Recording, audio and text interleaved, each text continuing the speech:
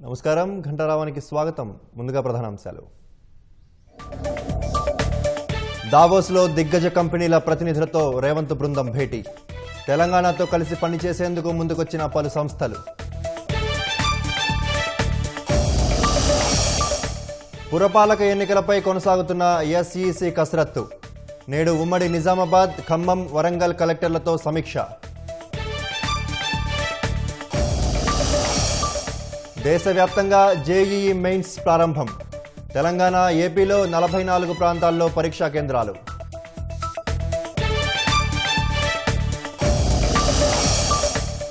ఏపీలోని రాజమహేంద్రవరంలో ఒకదానికొకటి ఢీకొన్న 4 బస్సులు.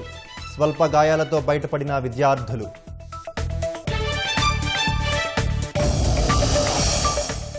ఆరేళ్ల తర్వాత డబ్ల్యూఈఎఫ్ సదస్సుకు హాజరు కానున్న ట్రంప్ విందుకు రావాలని 7 భారతీయ సీఈఓలకు ఆహ్వానం.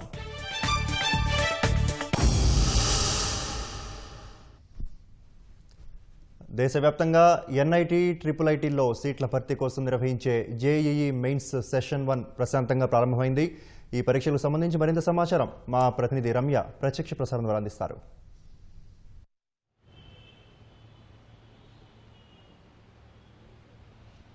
చందు, ప్రస్తుతం మనం ఎల్బీ నగర్లో ఉన్నటువంటి ఒక కేంద్రం వద్ద ఉన్నాం. ఇక్కడ 8:30 గంటలకి ఏవైతే గేట్స్ క్లోజ్ అయిపోయాయి, అయితే ఆలస్యంగా వచ్చినటువంటి విద్యార్థిని వెనక్కి పంపడం జరిగింది. అయితే ముందస్తుగానే ఎన్టీఏ ప్రకటించరింది, ఎవరైతే 8:30 లోపు ఉదయం జరిగేటువంటి సెషన్కి 8:30 లోపు అంతకంటే ముందు రావాల్సి ఉంటుంది, 8:30 తర్వాత వచ్చిన వాళ్ళని పరీక్షా కేంద్ర లోపలికి అనుమతించమని ఎన్టీఏ స్పష్టం చేసింది. ఈ నేపథ్యంలోనే ఆలస్యంగా వచ్చినటువంటి విద్యార్థిని ఒకరిని వెనక్కి పంపడం అయితే జరిగింది.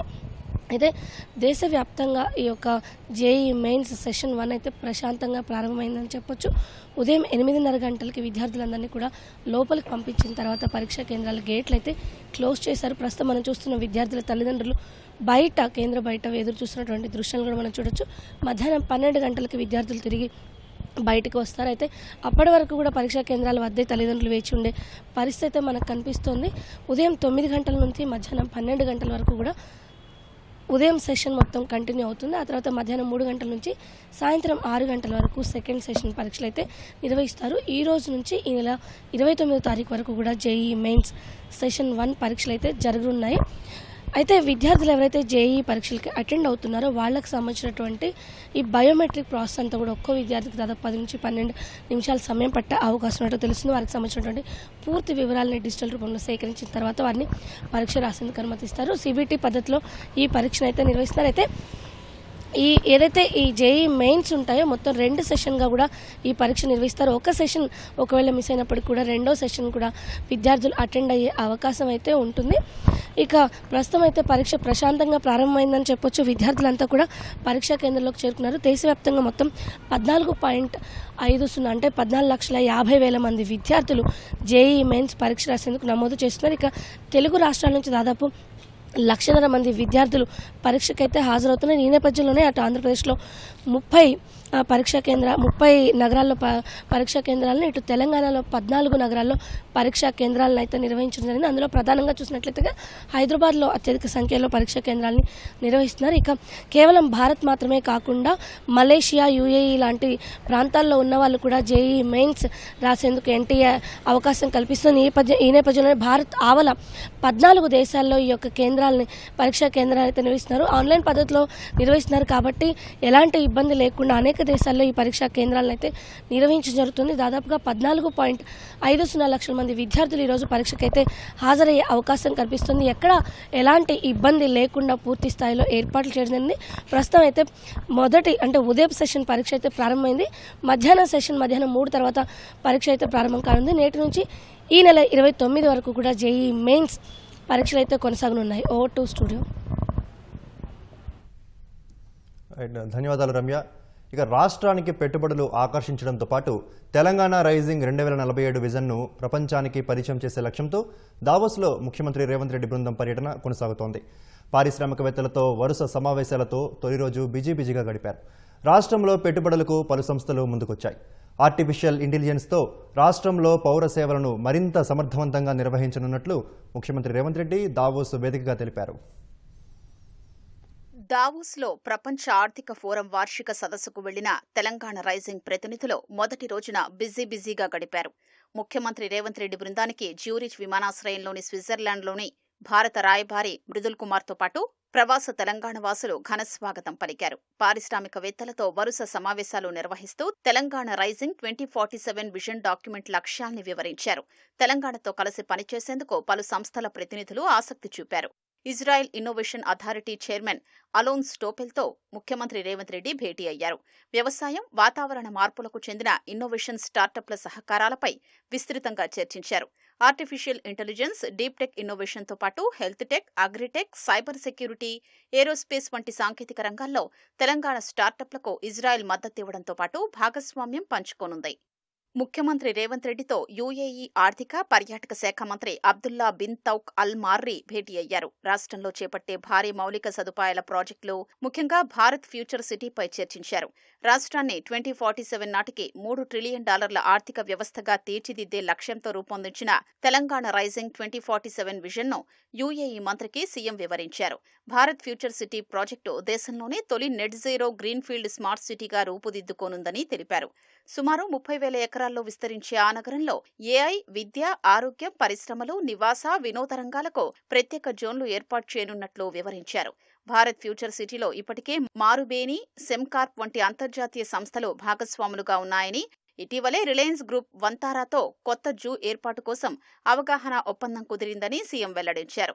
భారత్ ఫ్యూచర్ సిటీని ప్రపంచ స్థాయి నగరంగా అభివృద్ధి చేసేందుకు, తెలంగాణతో కలిసి పనిచేసేందుకు తమ ప్రభుత్వం సిద్ధంగా ఉందని యూఏఈ మంత్రి అబ్దుల్లా బిన్ తౌక్ అల్ మార్రీ తెలిపారు. ప్రాజెక్టు వేగవంతమయ్యేందుకు 2 ప్రభుత్వాల అధికారులతో సంయుక్త టాస్క్ ఫోర్స్ ఏర్పాటు చేయాలని సూచించారు. సౌదీ అరేబియాకు చెందిన ప్రముఖ పారిశ్రామిక సంస్థ ఎక్స్పర్టైజ్ యంగ్ ఇండియా స్కిల్ వర్సిటీతో భాగస్వామయ్యేందుకు ఆసక్తి వ్యక్తం చేసింది. ఆ సంస్థ ప్రెసిడెంట్, సీఈఓ మొహమ్మద్ ఆసిఫ్ దావోస్లో ముఖ్యమంత్రి రేవంత్ రెడ్డి బృందంతో భేటీ అయ్యారు. విద్యా వ్యవస్థకు, ఉద్యోగ అవకాశాలకు మధ్య ఉన్న అంతరం తగ్గించే లక్ష్యంతోనే యంగ్ ఇండియా స్కిల్స్ యూనివర్సిటీని ఏర్పాటు చేసినట్లు సీఎం రేవంత్ రెడ్డి తెలిపారు. పరిశ్రమల అవసరాలకు అనుగుణంగా పాఠ్యాంశాలు, నైపుణ్య శిక్షణ అందించడమే స్కిల్ వర్సిటీ ప్రధాన ఉద్దేశ్యమన్నారు. ఏటా సుమారు 5,000 మంది నైపుణ్యం కలిగిన సిబ్బంది తమకు అవసరమని, అందుకోసం స్కిల్స్ యూనివర్సిటీతో భాగస్వామ్యం చేసుకోవాలని ఎక్స్పర్టైజ్ సంస్థ సీఈఓ మొహమ్మద్ ఆసిఫ్ ప్రతిపాదించారు. ఎక్స్పర్టైజ్ సంస్థ మిడిల్ ఈస్ట్ ప్రాంతంలో పెట్రోకెమికల్స్, ఆయిల్ అండ్ గ్యాస్, ఎరువులు, స్టీల్, సిమెంట్, వాటర్ ట్రీట్మెంట్, విద్యుత్ ఉత్పత్తి వంటి నైపుణ్యాధారిత రంగాల్లో ప్లాంటు నిర్వహణ సేవల్ని అందిస్తోంది. ఆర్టిఫిషియల్ ఇంటెలిజెన్స్ రంగంలో తెలంగాణతో భాగస్వామ్యం అయ్యేందుకు నెదర్లాండ్స్కు చెందిన ప్రముఖ హెల్త్ టెక్ సంస్థ రాయల్ ఫిలిప్స్ ఆసక్తి చూపింది. హైదరాబాద్లో నాలెడ్జ్ హబ్ ఏర్పాటు అవకాశాలపై చర్చించేందుకు ముందుకొచ్చింది.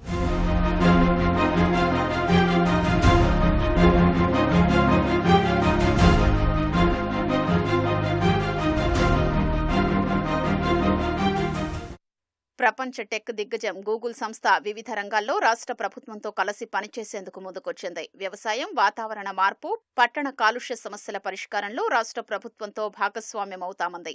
ట్రాఫిక్ నియంత్రణ, సైబర్ సెక్యూరిటీ, వ్యవసాయం, స్టార్టప్లలో భాగస్వామ్యం పంచుకునేందుకు సంసిద్ధత వ్యక్తం చేసింది. Google Asia Pacific area president Sanjay గుప్తాతో దావోస్లో ముఖ్యమంత్రి రేవంత్ రెడ్డి సమావేశమయ్యారు.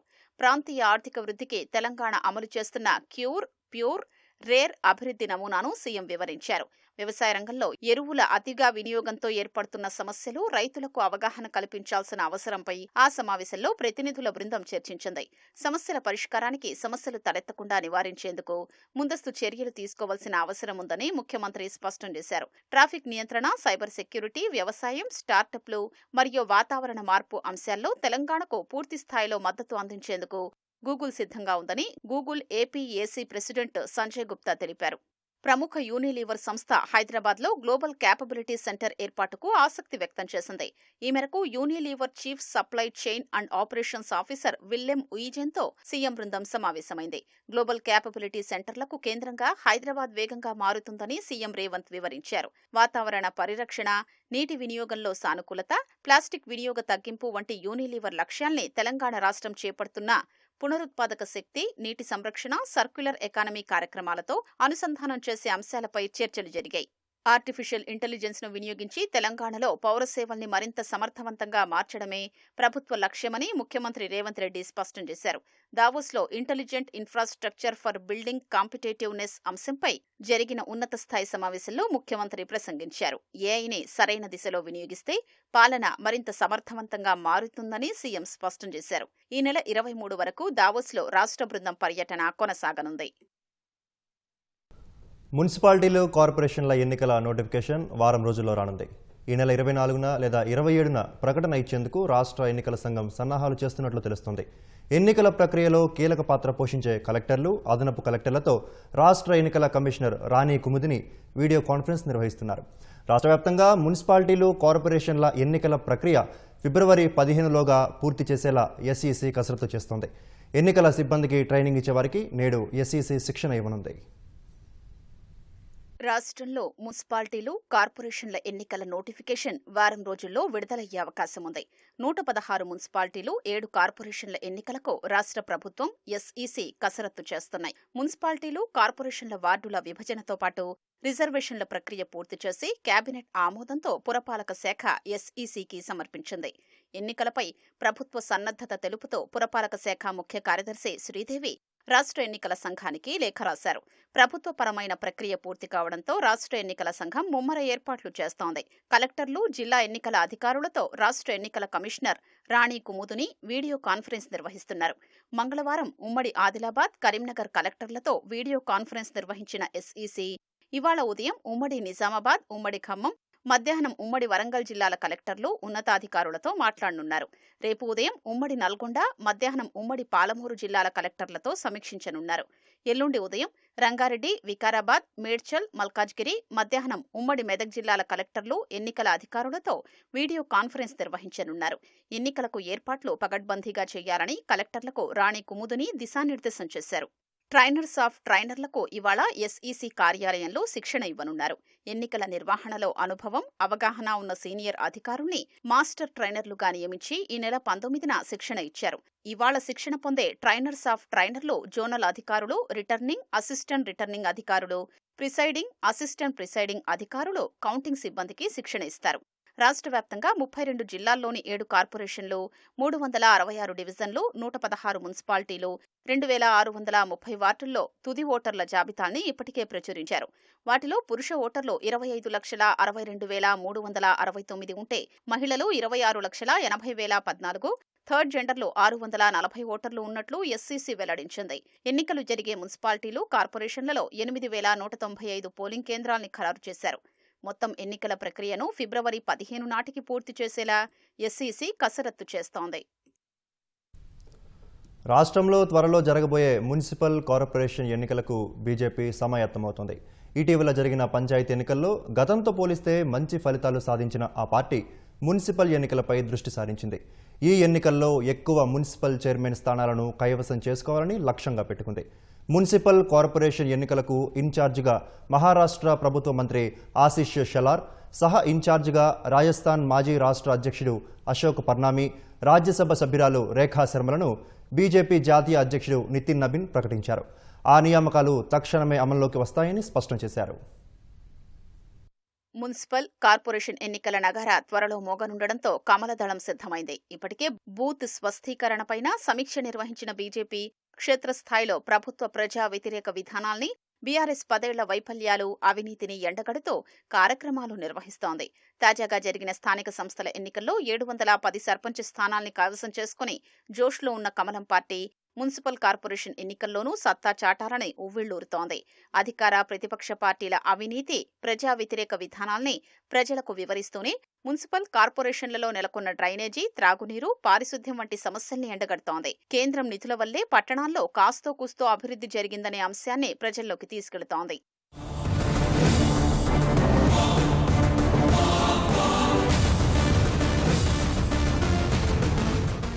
ఇప్పటికే పురపోరుకు సమాయత్తం కోసం బీజేపీ ఆఫీస్ బేరర్లతో రాష్ట్ర స్థాయి బూత్ నిర్మాణ అభియాన్ వర్క్ షాప్, రాష్ట్ర పదాధికారుల సమావేశంతో పాటు విజయ సంకల్ప పేరుతో సన్నాహక సమావేశాన్ని నిర్వహించింది. మున్సిపల్, కార్పొరేషన్ ఎన్నికల్లో అనుసరించాల్సిన వ్యూహాలపై బీజేపీ రాష్ట్ర అధ్యక్షుడు రామచంద్రరావు రాష్ట్ర వ్యవహారాల ఇన్ఛార్జ్ అభయ్ పాటిల్ శ్రేణులకు దిశానిర్దేశం చేశారు. అపార్ట్మెంట్ వాసులు కాలనీ కమిటీలతో భేటీలు నిర్వహించాలని యోచిస్తోంది. మున్సిపల్ కార్పొరేషన్లలో ఎక్కువగా విద్యావంతులు, మేధావులు ఉంటారు కాబట్టి వారితో సమావేశాలు నిర్వహించాలని భావిస్తోంది. తటస్థ ఓటర్లపై ఎక్కువగా దృష్టి సారిస్తే మంచి ఫలితాలు దక్కుతాయని భావిస్తోంది. పార్టీ గుర్తుపై జరిగే ఈ ఎన్నికల్లో అద్భుత ఫలితాలు సాధించి రాష్ట్రంలో తామే ప్రత్యామ్నాయం అనే సంకేతాన్ని ఇవ్వాలని లక్ష్యంగా పెట్టుకుంది.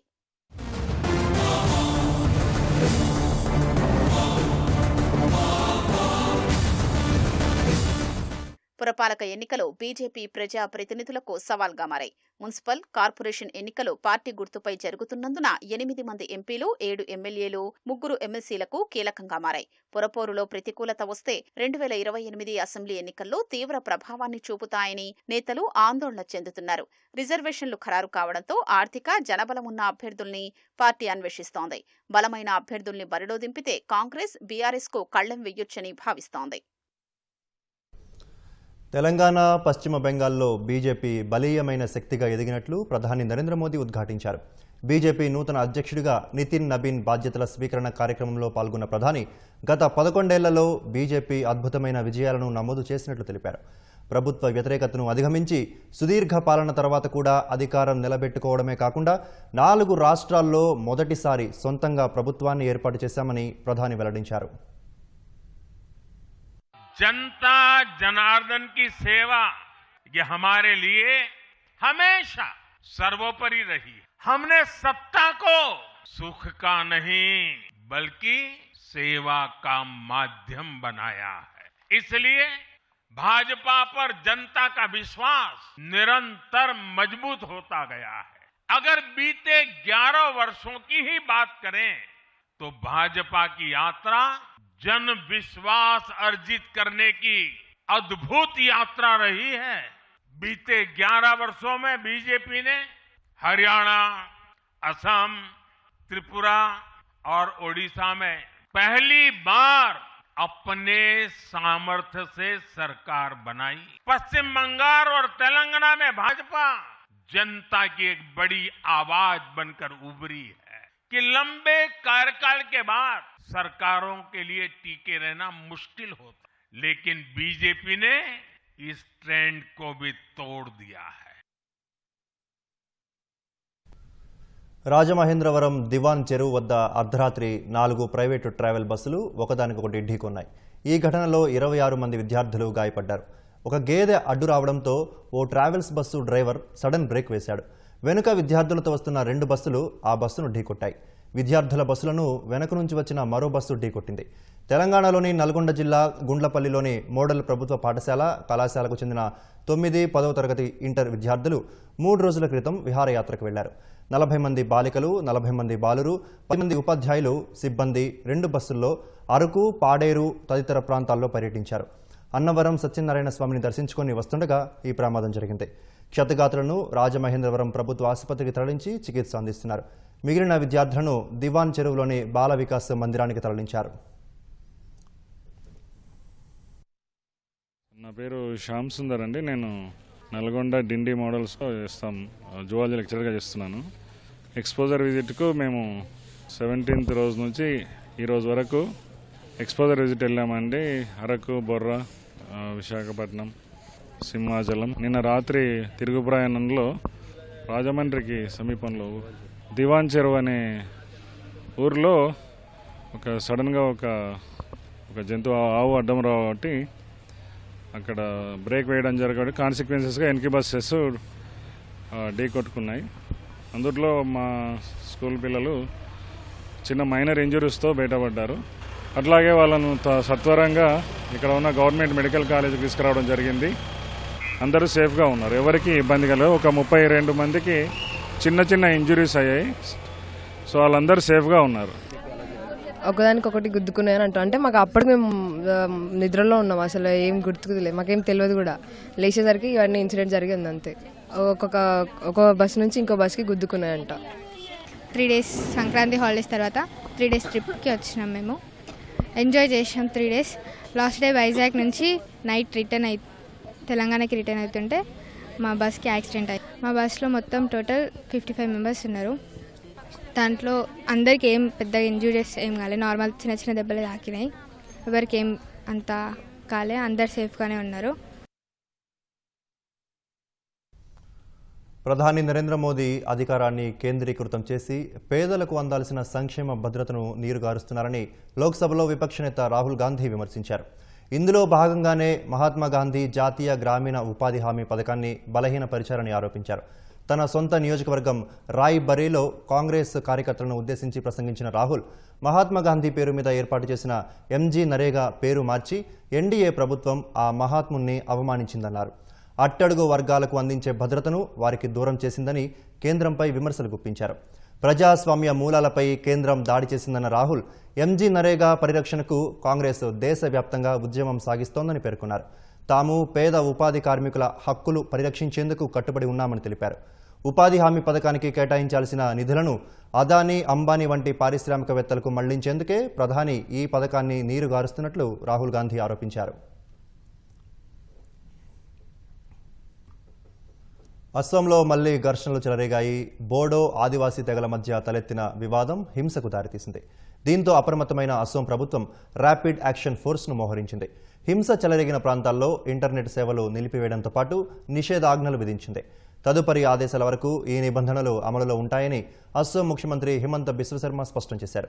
కోఖ్రాజర్ పోలీస్ స్టేషన్ పరిధిలోని కరిగావ్ అవుట్ పోస్ట్ వద్ద 3 బోడో వ్యక్తులతో వెళ్తున్న వాహనం 2 ఆదివాసీలను సోమవారం ఢీకొట్టింది. దీనిపై ఆగ్రహించిన స్థానిక ఆదివాసీలు నిందితులపై దాడి చేసి వాహనానికి నిప్పు అంటించారు. ఈ ఘర్షణల్లో నిందితుల్లో ఒకరు మరణించారని అధికారులు తెలిపారు. ఈ క్రమంలో కరిగావ్ అవుట్ పోస్ట్ వద్ద ఇరు తెగలు ఘర్షణకు దిగాయి. జాతీయ రహదారిపై బైఠాయించి టైర్లను కాల్చేశాయి. కొన్ని ఇళ్లకు నిరసనకారులు నిప్పు పెట్టారు. ఆందోళనకారులను అదుపు చేసేందుకు ఆయా ప్రాంతాల్లో పోలీసులు లాఠీ చార్జ్ చేశారు. పోలీసులు నిరసనకారుల మధ్య జరిగిన ఘర్షణలో పలువురు గాయపడ్డారు. పరిస్థితి చెయ్యి దాటిపోకుండా సైన్యాన్ని మోహరించేందుకు ఏర్పాట్లు చేస్తున్నట్టు హిమంత బిశ్వ శర్మ తెలిపారు. అమెరికా అధ్యక్షుడు ట్రంప్ 6 ఏళ్ల తర్వాత వరల్డ్ ఎకనామిక్ ఫోరంలో పాల్గొనున్నారు. ఈ సదస్సు సందర్భంగా ట్రంప్ ఏర్పాటు చేసే విందుకు 7 భారతీయ సీఈఓలకు ఆహ్వానం అందినట్లు తెలుస్తోంది. Tata Sons chairman Natarajan Chandrasekaran, Bharti enterprises chairman Sunil Mittal, Wipro CEO Srini Pallia, Infosys CEO Salil S Parekh, Bajaj Finserv CMD Sanjiv Bajaj, Mahindra group CEO Anish Shah, Jubilant Bhartia group సహా వ్యవస్థాపకుడు హరి ఎస్ భర్తియాలు ట్రంప్ ఇచ్చే విందుకు హాజరయ్యే అవకాశం ఉన్నట్లు సమాచారం. అయితే ప్రపంచ దేశాల ప్రతినిధులు హాజరయ్యే ఈ సదస్సులో తాజాగా అమెరికా విధిస్తున్న ప్రతీకార సుంకాలు, గ్రీన్లాండ్ అంశం నేపథ్యంలో నేటి ట్రంప్ ప్రసంగంపై సర్వత్రా ఆసక్తి నెలకొంది.